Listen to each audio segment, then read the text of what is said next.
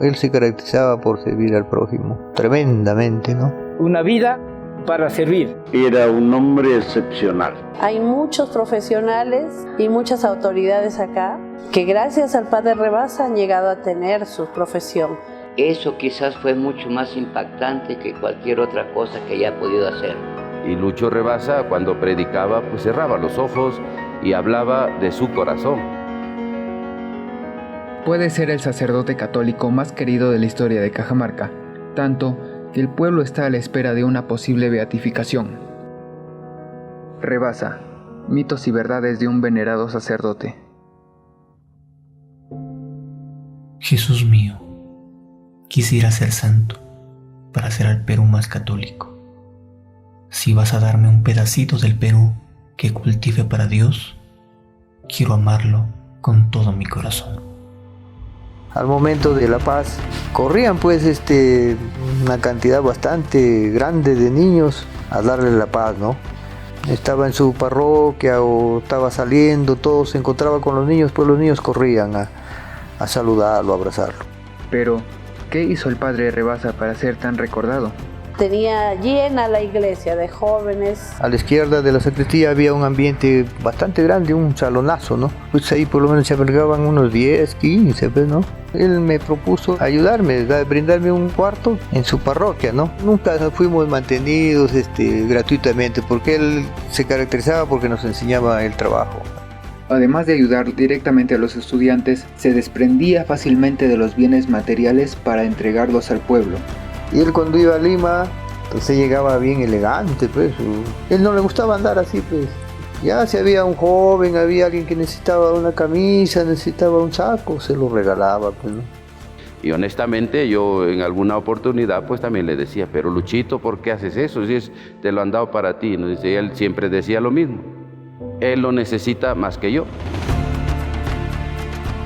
Una ocasión llegó un campesino y pagó para rezar por sus difuntos. Terminó la misa, él sale de la iglesia y le encuentra nuevamente pidiendo limosna y le dice, pero tú creo que eres el que te celebrado tu misa de tus difuntos. Sí, padrecito. Entonces, ¿para qué me has pagado? No solamente eso vale para que tú vayas y le des a tu familia. Cuando vengas nomás, ven, que yo celebraré misa para las almas de tus difuntos. Por su trabajo, ya no decía, por ejemplo, una misa cuesta tanto, 50 soles, no. Él cobraba su voluntad, o sea, si tú querías le dabas un sol, medio sol, o si no, nada, ¿no? Él acostumbraba a obsequiar un libro que se titula El joven de carácter.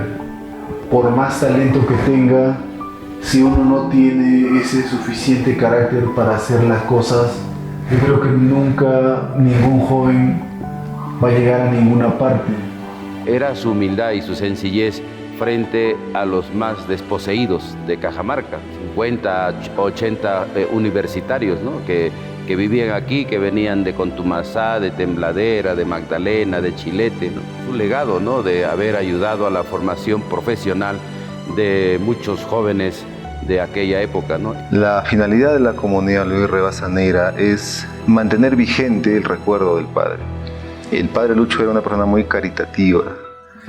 Entonces hemos realizado algunas acciones en beneficio de gente necesitada, comedores populares, en beneficio de estudiantes de primaria, básicamente de la zona rural. Y eso es lo que queremos también seguir haciendo. Pero estamos en una etapa en la que queremos repensar la comunidad e integrar nuevas personas y darle más énfasis a lo que el padre Lucho hacía, ¿no? Lógicamente nosotros no le llegamos pues ni al 1% de lo que el padre hizo, pero sí queremos contribuir con eso también. Aún vivo, el pueblo lo consideraba un santo, no solo por su desprendimiento, también porque sienten haber recibido milagros gracias a él. El milagro con nuestro sobrino, que después de haber comido un pan con huevo, quedó inconsciente, que vengamos a arreglar la casa, que no tenía salvación, que ya iba a morir. Y el padre le hizo imposición de manos, le rezó y al terminar de rezar, él abrió los ojos y se levantó. El Vaticano tiene una especie de corte, donde allí analizan ¿Qué virtudes tiene el católico que está postulado a santo? Tiene que haber un patrocinador y también tiene un opositor que le llaman el abogado del diablo.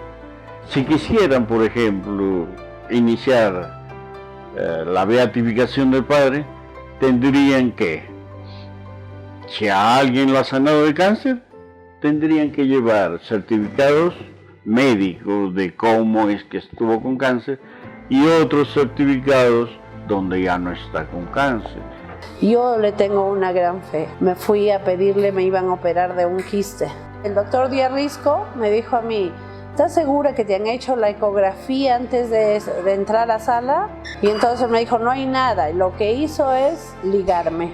Y quizá algún día llegue alguno de estos testimonios a los oídos del Vaticano y de repente se registre alguna cosa sobrenatural que se haya dicho sobre él. Yo considero que el Padre ya es un santo y lo era desde que todavía estaba aquí físicamente con nosotros. En algún momento se cumplirán los requisitos que exige la Iglesia y será llamado oficialmente santo. Yo lo conozco como una buenísima gente.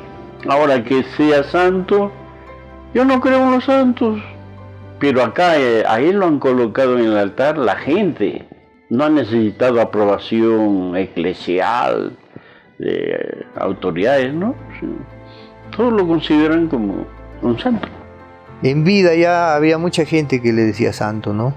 La santidad del Padre yo la enfoco en el desprendimiento, en la entrega, en el martirio inclusive que él vivía. No lo he visto en otra persona. Indudablemente lo que intentamos es hacer que no sea la fe en la persona de Lucho, sino en lo que él verdaderamente representaba para Cajamarca. Ahí está su letra de él: seré santo para ser un Perú católico. Mire ese deseo. El padre Rebasa parecía ser de otra época. Su gran formación y disciplina le permitieron practicar efectivamente la radiestesia.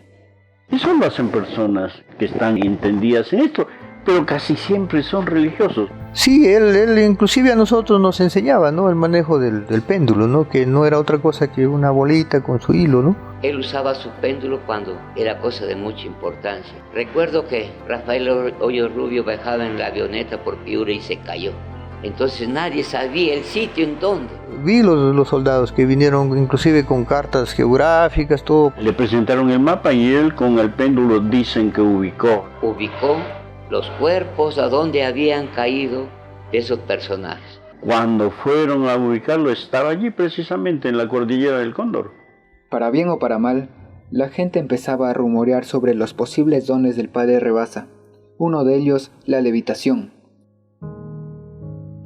Se cuentan muchas cosas, pues. La levitación, que el primero lo vio una campesina, que esta campesina había ido en la tarde a rezar y se queda dormida, cierran las puertas y buscando salidas, y que lo encuentra en posición de oración y que estaba elevado y se difundió.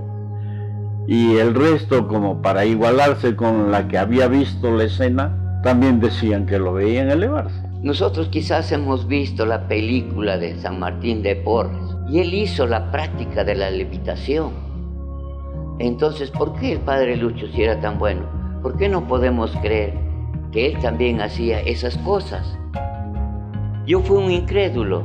Siempre cuando celebraba misa, lo miraba porque me decían: míralo bien, cuando él hace la consagración, ahí se eleva. Ahora si va esto, cuando le decían: padre, usted es un santo, padre, usted levita, le han visto elevarse por los aires. Y él lo único que le decía: así habla la gente. O sea que él no negaba, así habla la gente. Él debió decirles no, pero decía: así habla, pues, hermanito. A veces yo lo encontraba en un estado de éxtasis, eso sí.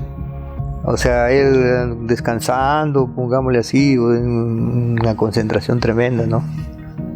Que a veces yo lo levantaba, lo despertaba, ¿no? Y él mismo decía, ¿no? Él mismo decía: hermano, bueno, yo tenía un una revelación, una cosa así religiosa, pero sí es posible que haya habido esos fenómenos. Pero el testimonio más cercano a la verdad lo podría tener Pedro Terán, actual párroco de la iglesia La Recoleta. Primero que hay muchas leyendas, hay que decirlo así. No sé si realmente fue lo que vi o no vi, pero sí me acuerdo más o menos el año 85. Y vine una tarde, ¿no?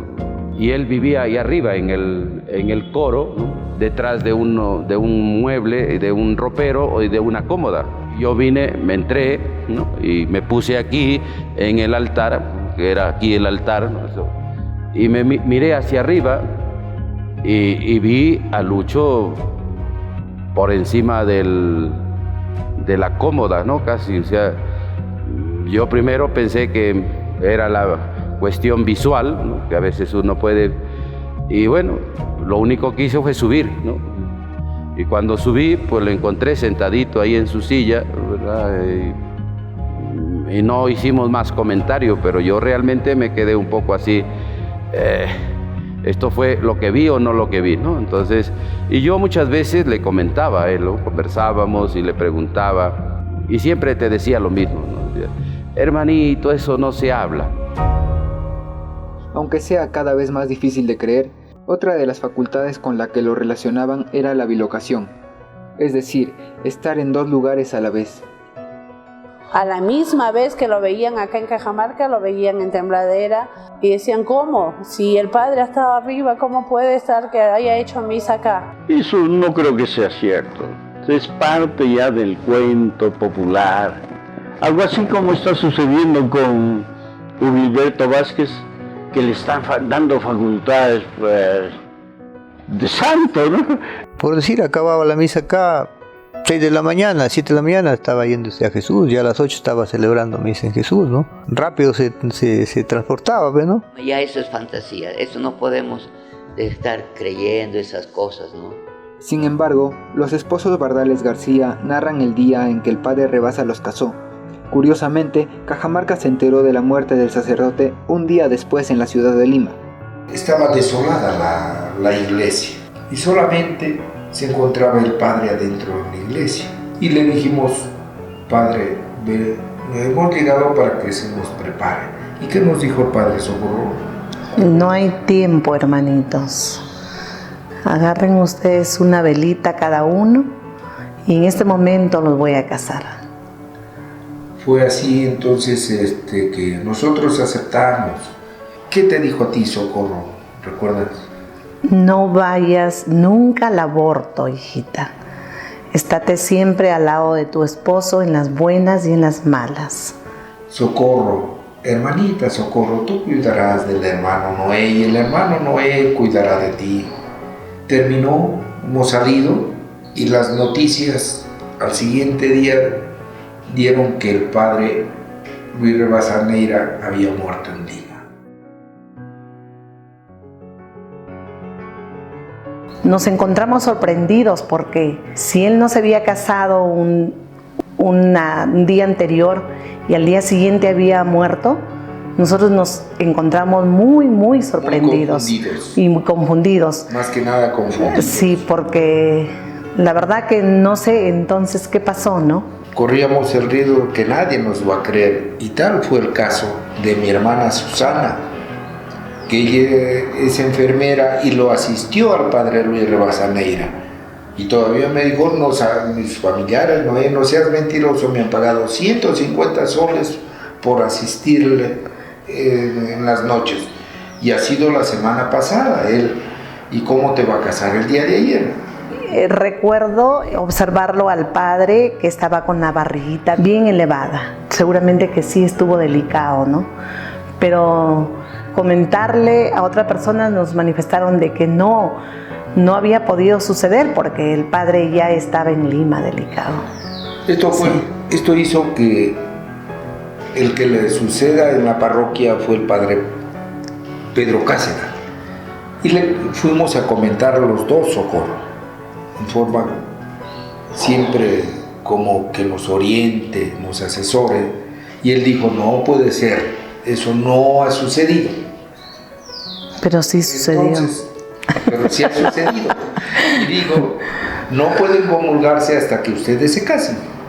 Al padre Pedro de San José le comenté, le pregunté, porque hay una interrogancia dentro de mí, ¿no? Yo creo que lo que le da un carácter de autenticidad fue que, diríamos, ellos me lo contaron sin yo preguntarle o sin yo estar averiguando qué sabe usted de Padre Rebasa. Y no lo planteaba, diríamos, como que él podía estar, diríamos, como esta cuestión de la bilocación, sino lo planteaba cómo solucionar legalmente el tema de su matrimonio, porque lo que ella cuenta, ¿no? Que Padre Rebasa los casó ahí en la Recoleta, ¿no?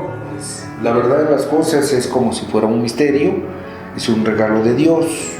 Sigo preguntándome yo mismo qué es lo que está pasando o qué es lo que ha pasado. Cuando narramos esto, nadie nos cree que el padre Luis Rebasaneira nos casó en aquella oportunidad y él al siguiente día falleció en Lima.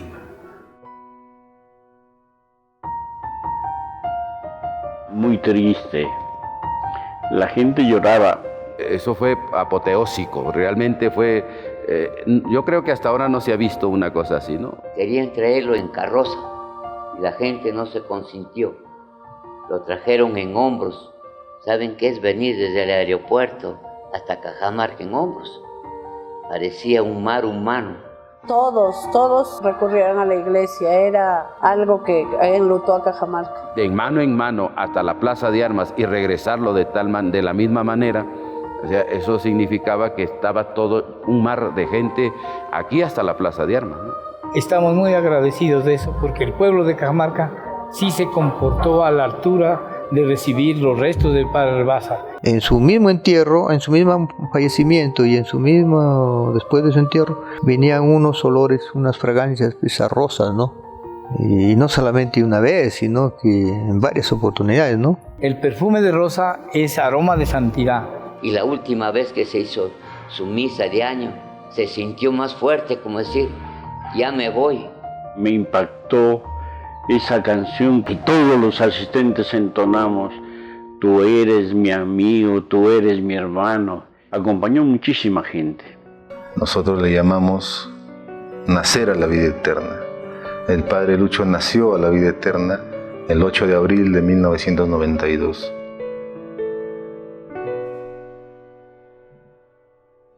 Es muy difícil amar y servir a los pobres, pero satisface el corazón, decía el padre Luis Rebasaneira, un hombre con virtudes muy difíciles de encontrar en el mundo.